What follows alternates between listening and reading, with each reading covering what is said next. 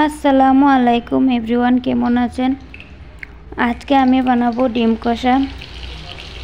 চলেন তাহলে দেখিনি কিভাবে বানাবো। প্রথমে আমি চুলায় একটি কড়াই বসিয়ে ওটাতে দিয়ে দিলাম কিছু তেল, দিয়ে তেলটাকে গরম হতে রেখে দিলাম।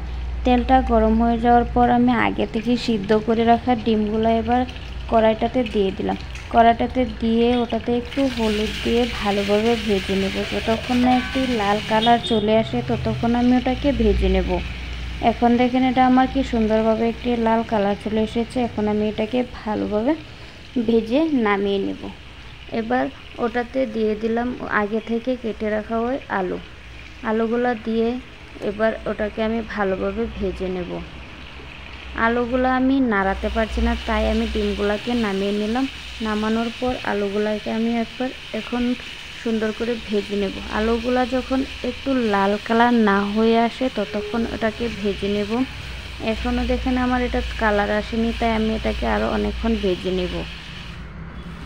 এখন দেখেন এটাতে একটু কালার চলে এসেছে। যতক্ষণ না এটা হয়ে যাবে ততক্ষণ এটাকে ভেজে নেবেন। এটা ভেজে নেওয়ার পর একটি কালারও চলে আসে, প্রায় ভালো একটু সিদ্ধ হয়েও আসে। এখন আমার এটা হয়ে গিয়েছে, তাই আমি এটাকে একটু একটু করে ওই ভেজে রাখা সব আলুগুলো এবার নামিয়ে নেব। নামিয়ে নেওয়া আমার প্রায় শেষের দিকে। এখন দেখেন আমার আলুগুলো আমি নামিয়ে নিয়েছি। এবার ওই কড়াইটাতে আমি একটু তেল দিয়ে ওটাকে রেখে দিলাম। রেখে দেওয়ার পর ওটা গরম হয়ে গিয়েছে। এখন আমি ওটাতে দিয়ে দিলাম আগে থেকে কুচি করে রাখা পেঁয়াজগুলো। পেঁয়াজটাকে দিয়ে আমি এবার এটাতে দিয়ে দেব একটু হলুদের গুঁড়া, একটু মরিচের গুঁড়া, একটু জিরের গুঁড়া, ওই রেগুলার মশলাগুলো দিয়ে আমি এবার এটাতে দিয়ে দেব একটু স্বাদ মতো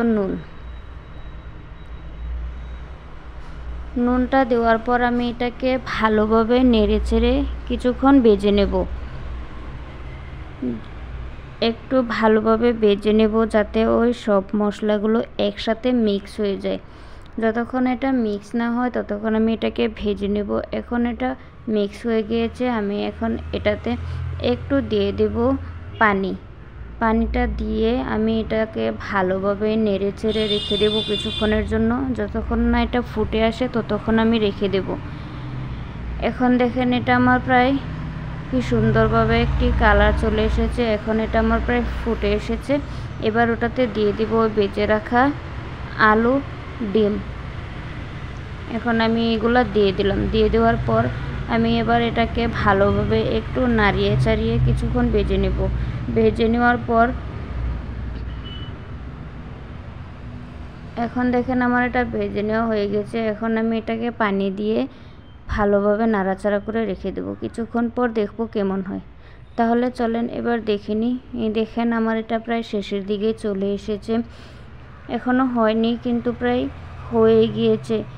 আলুগুলো ভালোভাবে সিদ্ধ হয়ে এসেছে। দেখেন এবার এটাকে আমি আর একটু সময় রেখে দেব। রেখে এটাকে নামিয়ে নেব। তারপর এখন এটাকে আমি নাড়িয়ে চাড়িয়ে দেখে নিচ্ছি যে কেমন হয়েছে। দেখেন কি সুন্দরভাবে একটি কালার চলে এসেছে।